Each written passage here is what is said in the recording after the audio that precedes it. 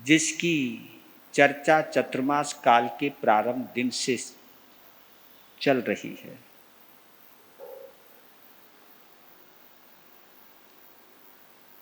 सामायिक को हर कोण से, हर दृष्टिकोण से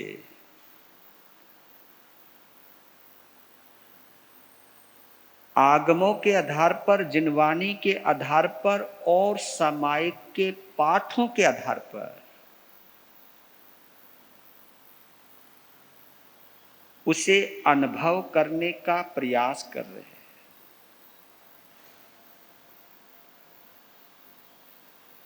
क्योंकि ये हम लोगों के लिए भी और आप लोगों के लिए प्रायोरिटी पर है ये।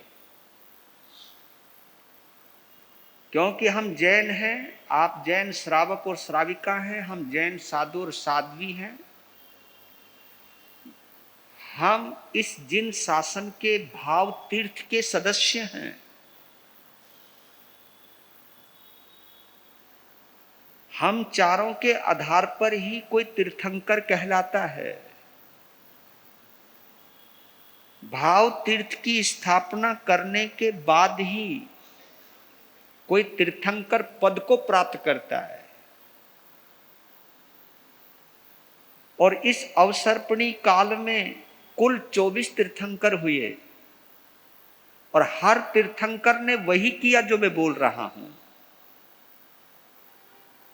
पहले केवल ज्ञान की उपलब्धि और उसके बाद पहली देशना, और पहली देशना में ही श्रावक और श्राविकाओं, साधु और साध्वियों रूप भाव तीर्थ की स्थापना, और उसके बाद वो तीर्थंकर पद को सुशोभित होते हैं। वो तीर्थ के रचयिता हैं, इसलिए तीर्थंकर कहलाते हैं। वो तीर्थ को बनाते हैं, इसलिए तीर्थंकर कहलाते हैं। तीर्थ उसको कहते हैं जहां से पार हुआ जाए, तिरा जाए, इस पार से उस पार जाया जाए, जिसको हम कॉमन भाषा में घाट कहते हैं। घाट, घाट के ऊपर पहले नाव बंधा करती थी, और जहां नाव बंधती थी उसे हम घाट कहते हैं। घाट इसलिए कहते थे कि जहां नाव बनती है, और नाव इसलिए रहती थी कि ताकि मुसाफिर को इस पार से उस पार ले जाया जा सके। तो इस घाट का निर्माण किया है, इस तीर्थ का निर्माण किया है तीर्थंकर भगवंतों ने। तीर्थंकर भी जिसकी साधना करते हैं उसका नाम है सामायिक। सामायिक के बिना कोई भी आत्मा केवल ज्ञानी नहीं हो सकता, तीर्थंकर नहीं हो सकता, अरिहंत नहीं हो सकता, सिद्ध नहीं हो सकता, आचार्य नहीं हो सकता, उपाध्याय नहीं हो सकता, और साधु नहीं हो सकता, श्रावक नहीं हो सकता। इतनी महत्वपूर्ण साधना है ये सामायिक साधना, और इसी को ही हम करते हुए भी अनजान रहे तो ये हमारे लिए एक सवालिया निशान खड़ा हो जाता है। सामायिक को समझना बहुत जरूरी है,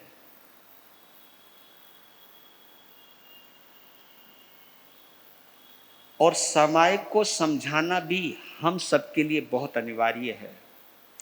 और ये देखिए, हमको भी 43 साल हो गए संत बने हुए, लेकिन सामायिक के ऊपर मैंने भी कभी इतना डीप चिंतन नहीं किया। लेकिन इस आंगन को मैं नमन करता हूं, जहां जिनवाणी की कृपा से, आगम के आशीर्वाद से सामायिक की संवेदनाओं को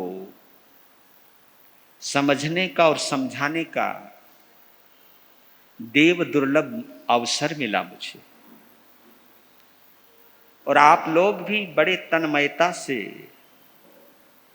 इस समय के अमृत का पान कर रहे हो। लेकिन इतना जरूर कहता हूं, इस समय के संबंध में केवल सुनना ही नहीं है, इस पर चिंतन मनन भी करना है। और जो जो सुधार होने की संभावनाएं हैं, उनमें सुधार अवश्य करना है। कि प्रभु दिल देना तो ऐसा देना जो तुझसे लग जाए, दिल वही देना जो तुझे ही चाहे, क्योंकि तुझको चाहने वाला कभी गलत नहीं कर सकता। जुबा भी वही देना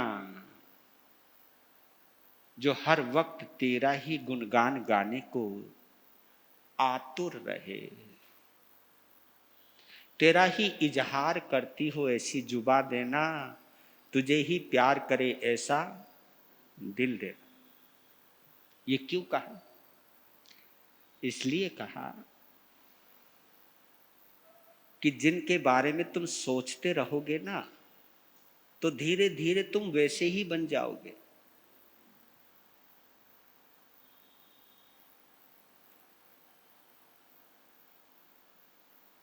मेरे राष्ट्रपिता महात्मा गांधी एक बात कहा करते थे, क्योंकि वो सबसे पहले सुबह की शुरुआत किससे करते थे?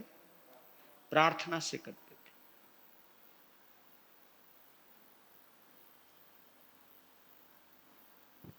और प्रार्थना भी बड़ी गजब की थी। रघुपति राघव राजा राम पतित पावन सीताराम, सबको सन्मति दे भगवान। वो एक बात कहते थे कि सुबह सुबह प्रार्थना का न्यूट्रिशन आपके अंदर जाना चाहिए। ये प्रवचन भी एक न्यूट्रिशन है, ये प्रार्थना भी एक न्यूट्रिशन है, ये भी एक भोजन है। इस भोजन से मन बलवान होता है, हृदय पुष्ट होता है, सोच तंदुरुस्त रहती है, मानसिकता स्वस्थ रहती है।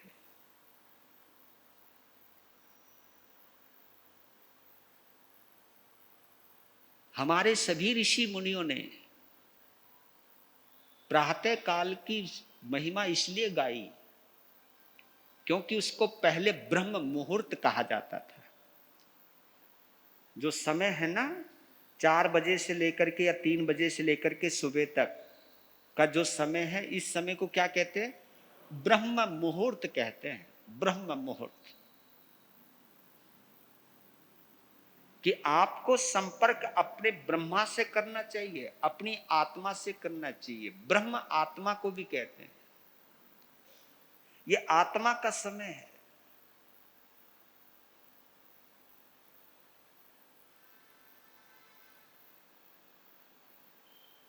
तो समय की चर्चा को आगे बढ़ाए। ये देखिए,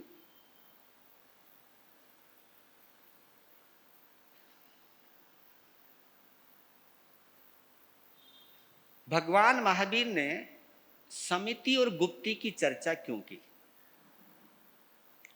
आज ही में जब ध्यानस्थ बैठा था तो ये शब्द निकल करके आए, क्योंकि कभी कभी अंदर से वो आता है जो हम कभी पढ़ते भी नहीं है, क्योंकि अंदर बहुत कुछ है, बहुत कुछ है। जरूरी नहीं होता है कि पढ़े लिखों की आत्मा ही संवेदनशील होती है। मुझे तो कभी कभी लगता है जो बहुत ज्यादा पढ़ लिख जाते हैं वो संवेदनहीन हो जाते हैं। हाँ, इतना जरूर कहता हूं मैं, किताबी ज्ञान, हाँ, किताबी ज्ञान हमको संवेदनहीन बना सकती है, लेकिन आत्मा का ज्ञान आपको कभी भी संवेदनहीन नहीं बनाता। वो आपको क्या बनाता है? संवेदनशील बनाता है, क्योंकि वो आत्मा का ज्ञान है, वो कोई किताबी ज्ञान नहीं है।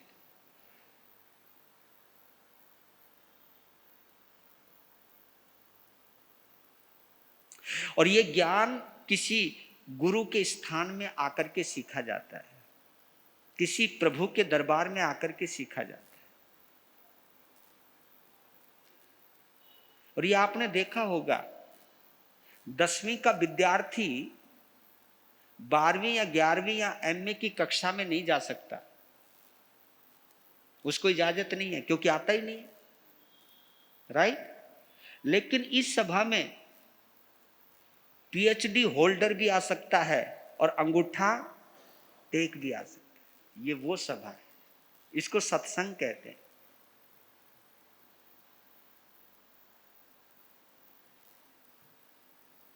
तो जो समिति और गुप्ती की परिभाषा की, तो आज एक चीज आई मेरे अंदर कि भगवान ने समिति के बारे में क्यों बोला। 5 समिति होती हैं और 3 गुप्ती होती है।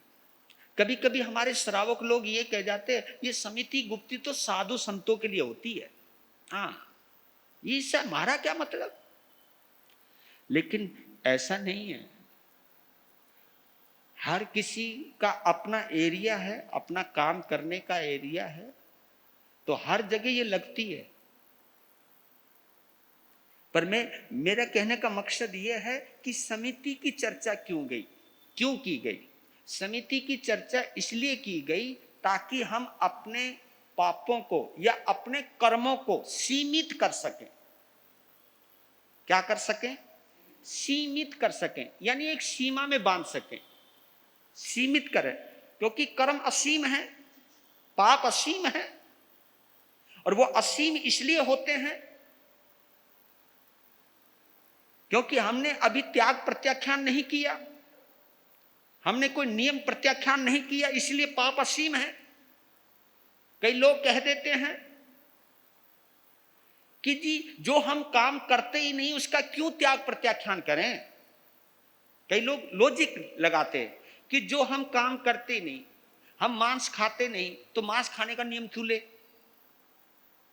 लेकिन भगवान ने कितनी गजब की बात कही है कि जो तुम काम नहीं करते हो लेकिन उसका तुमने त्याग नहीं किया है, प्रत्याख्यान नहीं लिया है, तो वो कर्म 24 घंटे आपको लगते रहते। यानी मांसाहार का त्याग नहीं किया, यानी प्रत्याख्यान नहीं लिया,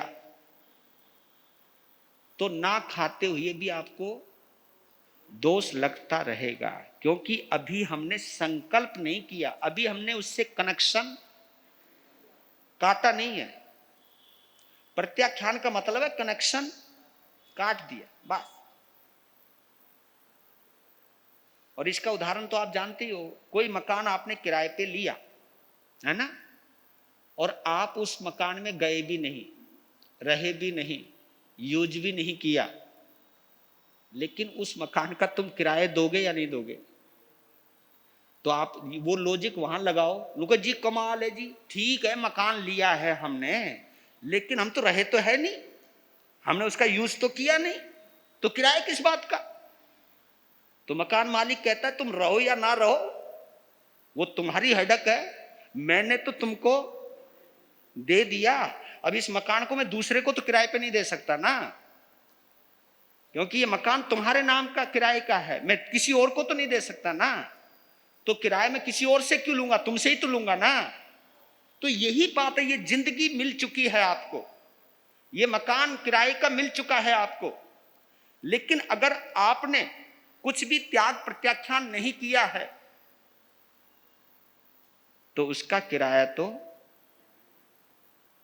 ये तो समझ गए होंगे आप।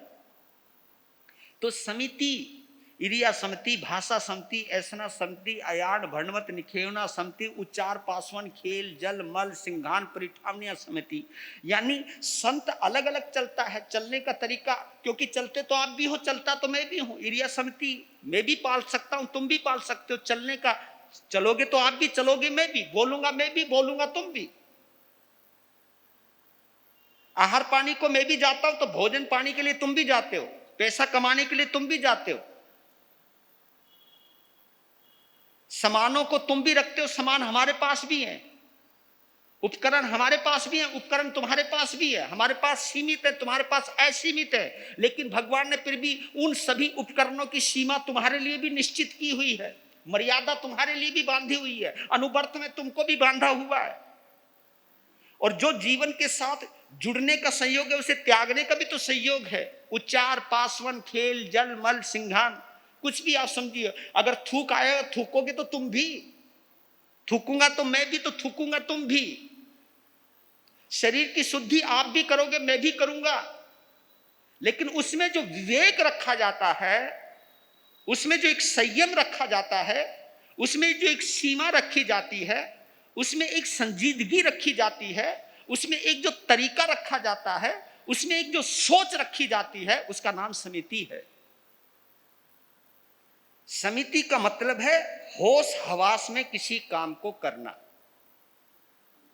दूसरी बात साहब में हम बोलते हैं किसी काम को विवेक के साथ संपन्न करना। और तीसरी बात और कहता हूं, तीसरी बात यह है कि किसी भी काम को करो आप धर्म को, आत्मा को साथ में रख करके करो। जहां धर्म साथ में रहता है वो समिति बन जाता है,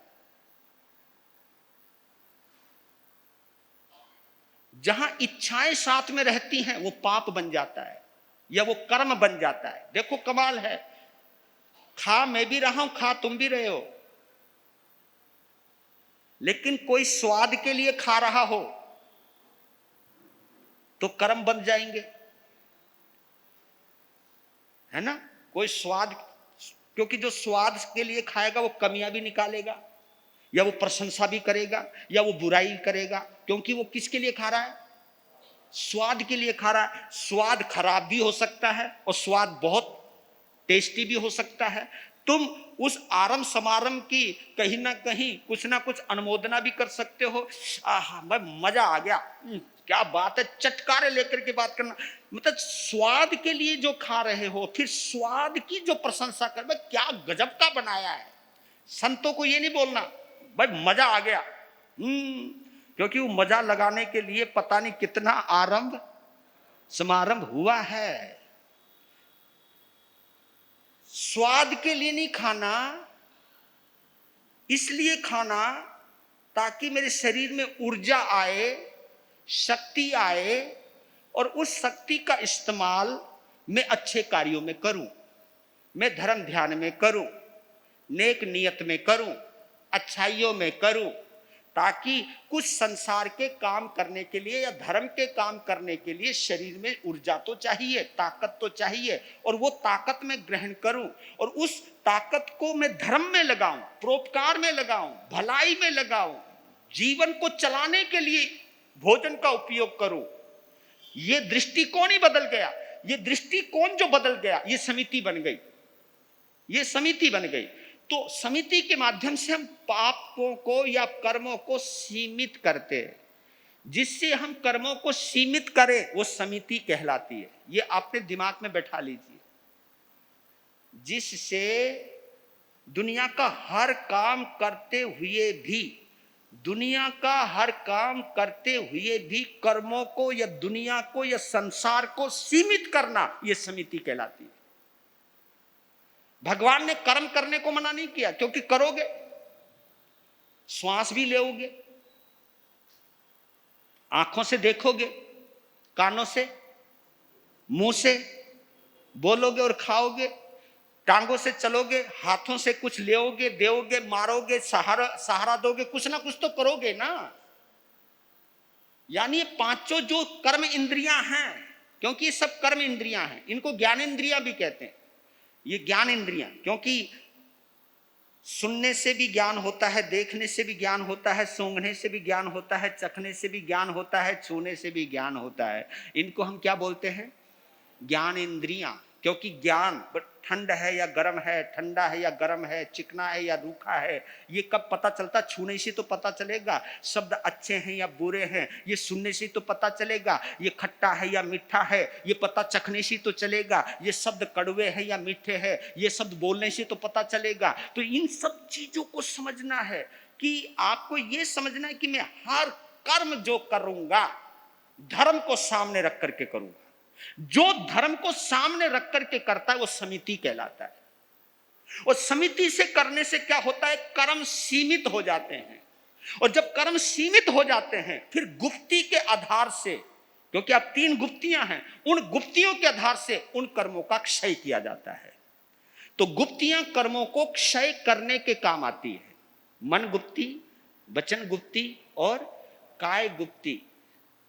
गुप्त करना यानी गुप्त करोगे क्षय करने के काम आएगा, क्योंकि हम गुप्त नहीं कर सकते तो समिति से तो कर सकते हैं ना।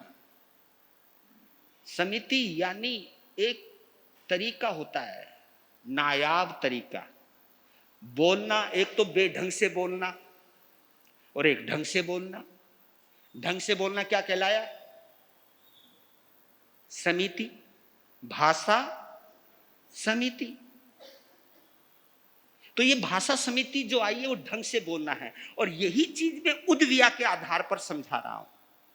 उद्विया भगवान महावीर ने तीर्थ, मतलब कमाल है। इच्छा कारण का जो पाठ है, मुझको तो इस पाठ से बाहर निकलने में समय लग रहा है। आप तो सोच रहे होंगे महाराज जी एक बात को खींचे जा रहे रबड़ की तरह। मैं रबड़ की तरह नहीं खींच रहा हूं, मैं इसके हार्द तक, इसके हार्ट तक, जैन धर्म की जो पहली ही जो इरियापथीकी का पाठ है वही हमें क्या गजब की प्रेरणा दे रहा है। 10 विराधनाओं को टालने की प्रेरणा दे रहा है। और एक बात याद रख लेना, मैं बार बार दोहरा रहा हूं, जब तक हमारे से, नॉट यू, जब तक हमारे से और जब तक तुम्हारे से विराधनाएं होती रहेंगी, हम कभी आराधना नहीं कर पाएंगे। ये चीज अंदर जमा करवा लीजिए। रिपीट करूं, जब तक हम विराधनाएं करते रहेंगे तब तक हम आराधना नहीं कर पाएंगे। तो समाय करके जिनको अहंकार आता है ना, हम इतनी इतनी समाय करते हैं, ये भी एक विराधना है। क्योंकि वो ये जानता है मैं समाय करता हूं लेकिन अभी हया तो नहीं करता। क्योंकि अब तो शायद समझ में आ गए होंगे, सब शब्दों के अर्थ समझ में आ गए। अभी हया तो नहीं करता, मैं समाय करता हूं, कहीं मैं वतिया तो नहीं करता हूं, मैं समाय करता हूं कहीं लेशिया तो नहीं करता हूं, मैं समाय करता हूं कहीं संघाइया तो नहीं करता हूं, कहीं संघटिया तो नहीं हूं, मैं कहीं प्रियाविया, कहीं किलामिया तो नहीं हूं, मैं किसी को परेशान तो नहीं करता हूं, मैं किसी से उसकी ताकत से ज्यादा काम तो नहीं ले रहा हूं। देखो कितनी संवेदना है, क्या गजब की बात है, कितनी आत्मीय चिंतन दिया है समायिक ने। ओए होए होए। मैं जब कभी समायिक के बारे में सोचता हूं ना, आपको तो क्या कहूं, मैं खुद को भी अधूरा महसूस करता हूं। पर लेकिन इस चिंतन के आधार पर एक बात तो पता लग गई, ये समायिक ही एक ऐसा जरिया है जिसके जरिए मैं शरीर के अंदर प्रवेश कर सकता हूं। समायिक एक ऐसा जरिया है जिसके जरिए मैं मन तक जा सकता हूं, और समायिक एक इस जरिया है कि जिसके माध्यम से मैं मन के पार भी जा सकता हूं। समायिक एक ऐसा जरिया है जिसके माध्यम से मैं आत्माओं को महसूस कर सकता हूं। ये इतनी गजब की औषधि है, क्योंकि ये कर्मों की परत जितनी जितनी हटती जाएगी ना, और ये कर्मों की परत किस चीज की है? क्रोध, मान, माया, लोभ, राग, द्वेष, ये जो 18 पाप हैं, ये जिनके ये मजबूत रहेंगे ना, उसकी कर्मों की परत उतनी मोटी रहेगी। और जितनी कर्मों की परत मोटी रहेगी ना, उतना ही अंधकार रहेगा। ये तो ये समझ लीजिए हमारे जिस मकान में, जिस कमरे में हम रहते हैं, शीशे वाला कमरा है वो। किस कौन सा है? शीशे वाला कमरा है, लेकिन हमने उसमें क्या लगा लिया शीशों पर?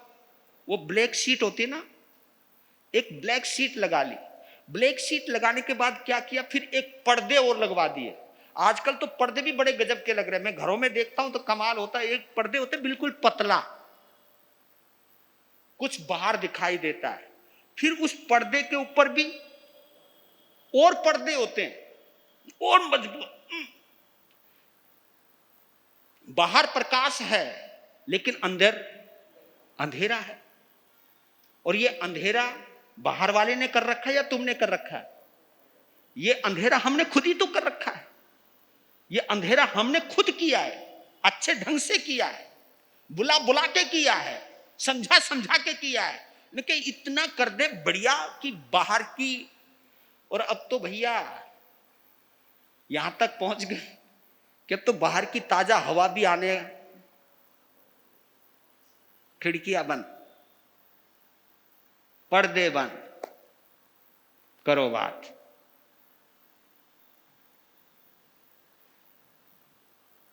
समाज क्या है? उन पर्दों को हटाना है।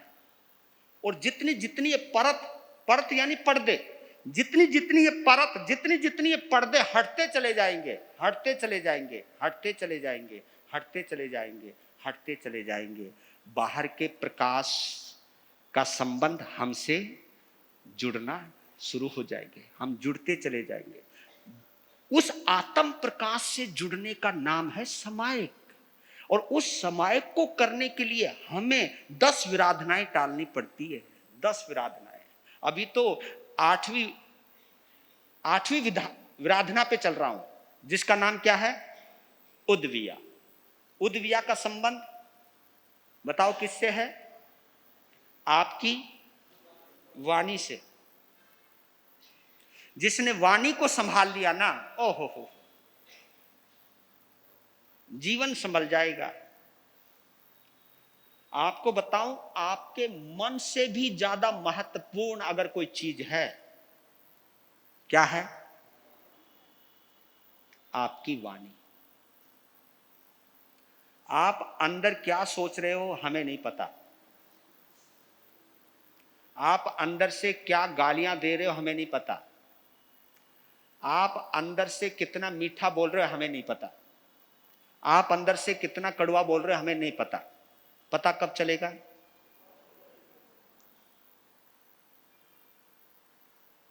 मन छुपा हुआ रहता है और वाणी प्रकट हो जाती है। और जो प्रकट होता है उसका प्रभाव पड़ता है। प्रभाव तो मन का भी पड़ता है, ये मत सोचना। प्रभाव मन का भी पड़ता है, लेकिन मन में और वचन में क्या फर्क है? कभी सोचा आपने?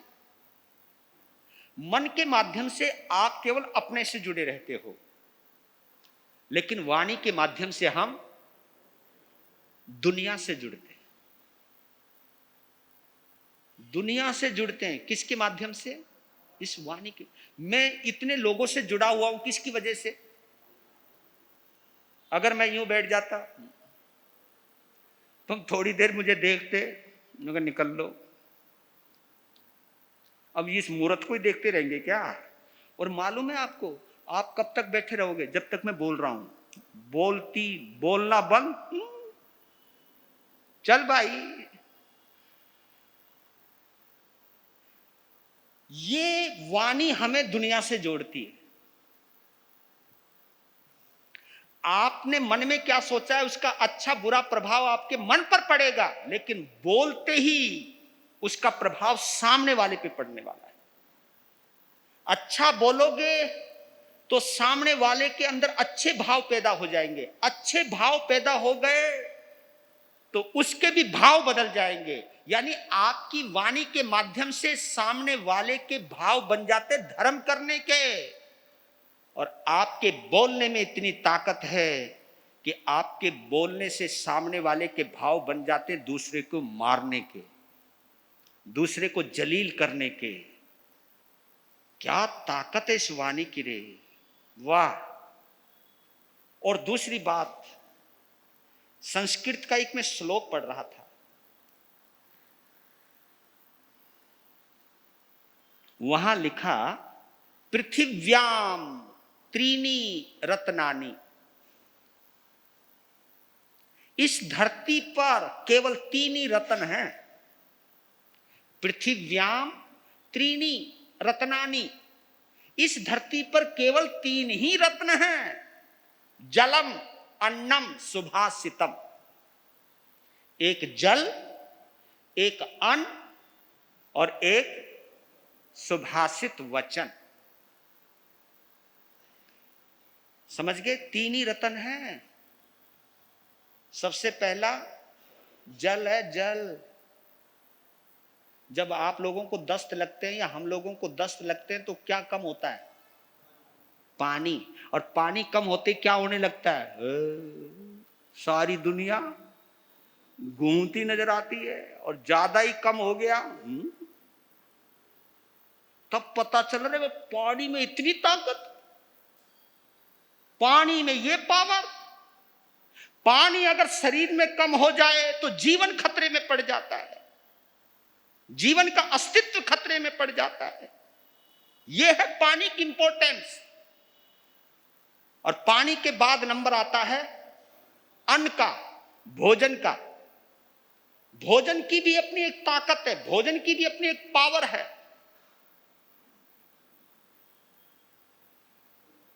क्योंकि पानी बेशक से 0 कैलोरी वाला रहता है, और कैलोरी जो होती है उससे हमें कहीं ना कहीं कुछ ताकत मिलती है करने की।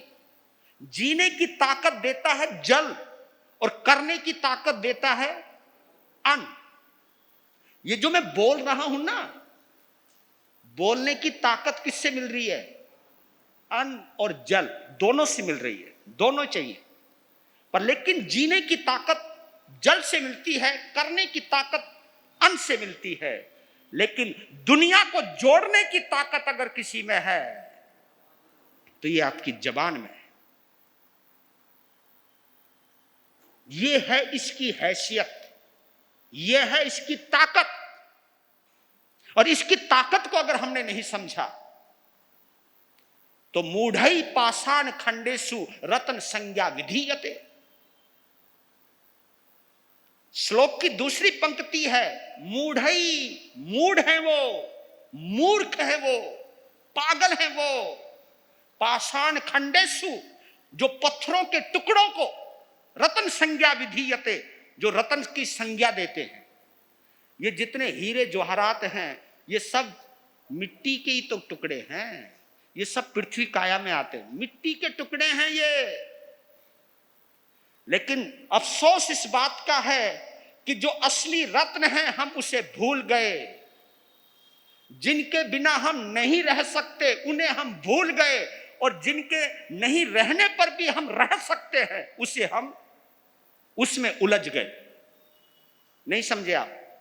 हमारे पास कोई हीरे जवाहरात तो नहीं है, सोने चांदी तो नहीं है, लेकिन फिर भी बड़ी शान की जिंदगी जीते। तुमसे अच्छी जीते हैं भैया। तुम तो 100 टेंशन में पड़े रहते हो।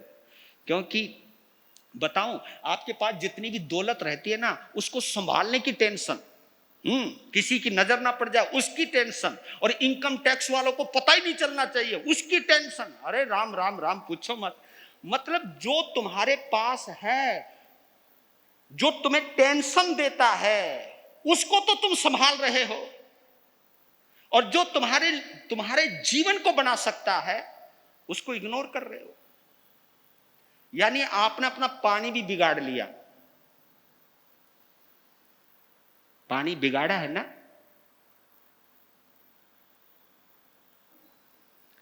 हाँ, कोल्ड ड्रिंक्स, फिर वाइन, शराब है तो वो भी पानी, और शराब में भी पानी है। लेकिन आपने देखा शराब का अर्थ कभी तुमने ढूंढा हो? शराब का मतलब क्या होता है? शराब का मतलब होता है वो पानी जिसमें शरारत है। क्या है? शरारत, जिसको पीने के बाद शरारत करने की सूझे। जिसको पीने के बाद आप लोग पता नहीं अपने आप को क्या समझने लग जाते हो। ओहो, पूछो मत, पांव जमीन पे नहीं रहते।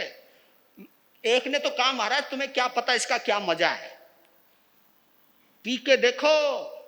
मौला ले भाई, वो हमें कहने लगा कि पी के देखो। क्योंकि महाराज जब अंदर जाती है ना, ये सातों लोक नजर आने लगते हैं। तो मैंने कहा तुझे सातों लोक नजर आते, ये वाला लोक नजर नहीं आता। तुझे सातों लोक नजर जरूर आते हैं, लेकिन ये वाला लोक नजर नहीं आता। जो इस लोक को भुला दे और सात लोक दिखा दे, उसका नाम शराब है।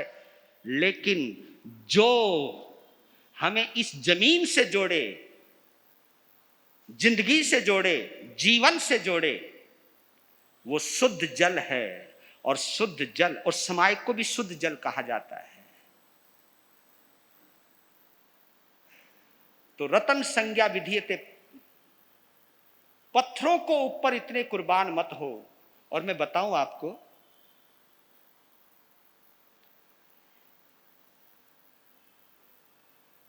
आपने मंदिर मार्गी परंपरा के एक बहुत अच्छे संत हैं जिनसे मैं बहुत प्रभावित भी हूं, रतन सुंदर सुरीश्वर जी महाराज।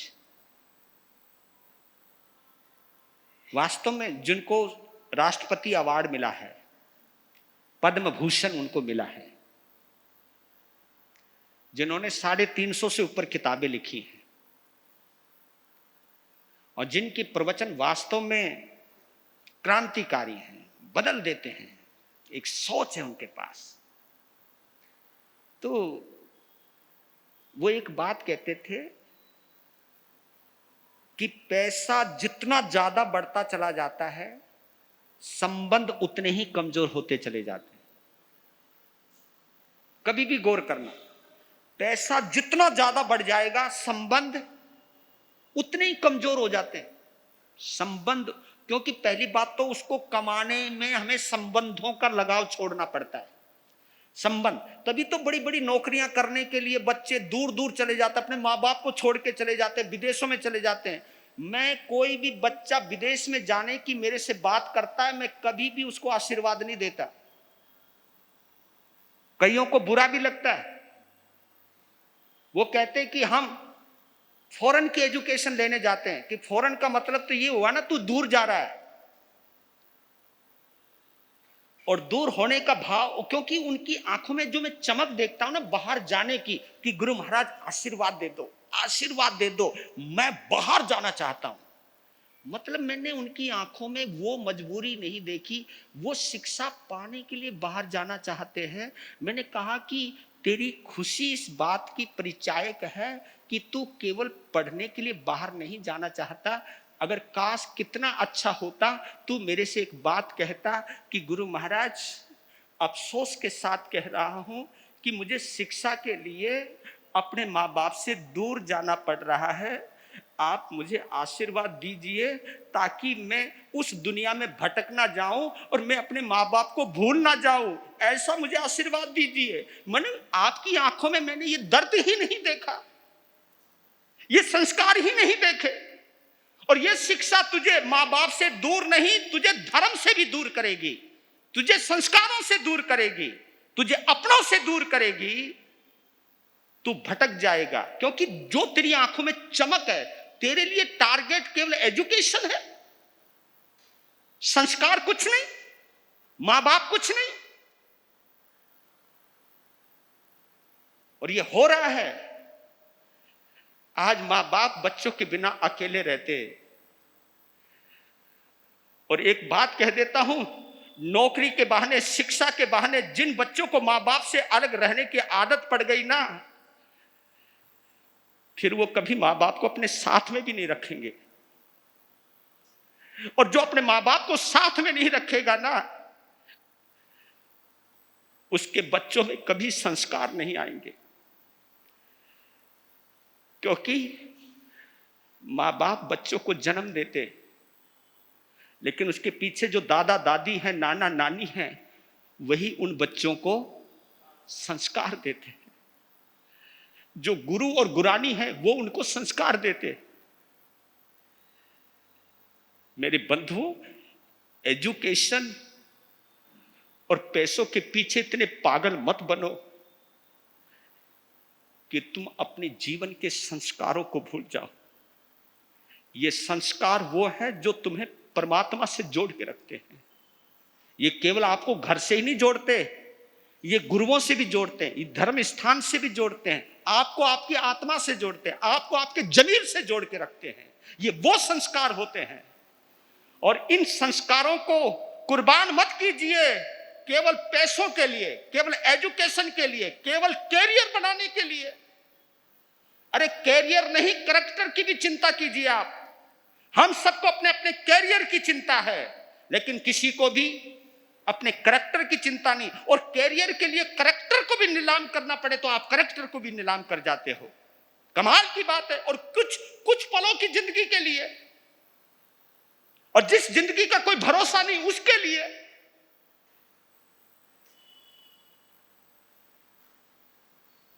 पैसा उतना ही बढ़ाइए जहां तक तुम्हें अपने अपने नजर आते रहे। जब अपने अपने नजर नहीं आएंगे, उस पैसे की कोई कीमत नहीं है। कड़वी बात जरूर लगती है, क्योंकि इस भौतिकवादी युग में ये बातें शायद आपको हजम ना हो। क्योंकि मैं पूना में रहा हूं, बड़ी बड़ी सिटियों में रहा हूं, वहां पर मैंने माँ बाप को तड़पते हुए देखा है। वो कभी मिलने के लिए भी जाते ना विदेश में अपने बच्चों के पास, तो 1 महीने में वापस आ जाते। मैंने पूछा कि तुम वहीं चले जाते? मैं कहा जी वहां हम उनको अच्छे नहीं लगते, हमारी उपेक्षा, हमारा कोई सम्मान नहीं, इसलिए हम तो वापस आते। इसलिए क्योंकि जो नौकरियां जिनके दिमाग में छाई रहेगी, वो कभी समाई करने की नहीं सोचेगा, गुरुओं के दर्शन करने की नहीं सोचे। अरे जो अपने माँ बाप की नहीं सोचेगा, वो हमारी क्या सोचने वाला है?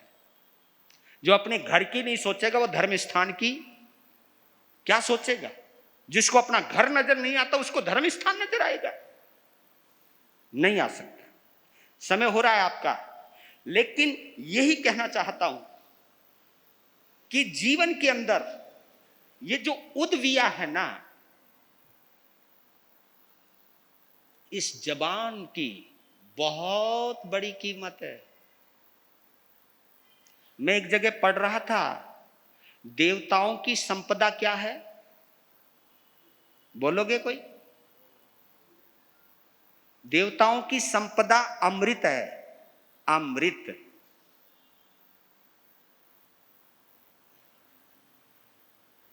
तो मनुष्यों की संपदा क्या है? मनुष्यों की संपदा आपकी जबान है। हमारा रंग काला है तो हम गोरे नहीं हो सकते, हम अपना रंग नहीं बदल सकते। अगर हम बदरूप हैं तो हम सुंदर नहीं बन सकते। हम छोटे कद के हैं, हम बड़े नहीं हो सकते। लेकिन हम अपनी वाणी को सुंदर बना सकते। और बताऊं,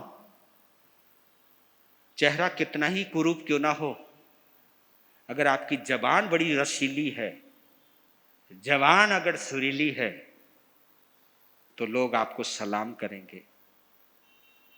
और आपके पास सुंदर रूप है लेकिन शब्द अच्छे नहीं हैं, तो इस रूप की चमक बहुत ज्यादा दिनों तक रहने वाली नहीं है।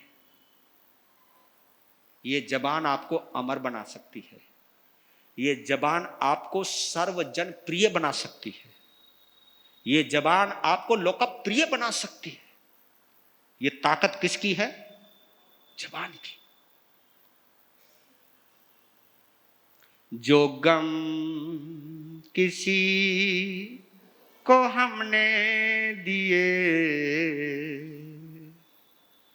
वो गम तो हम को लेने पड़ेंगे।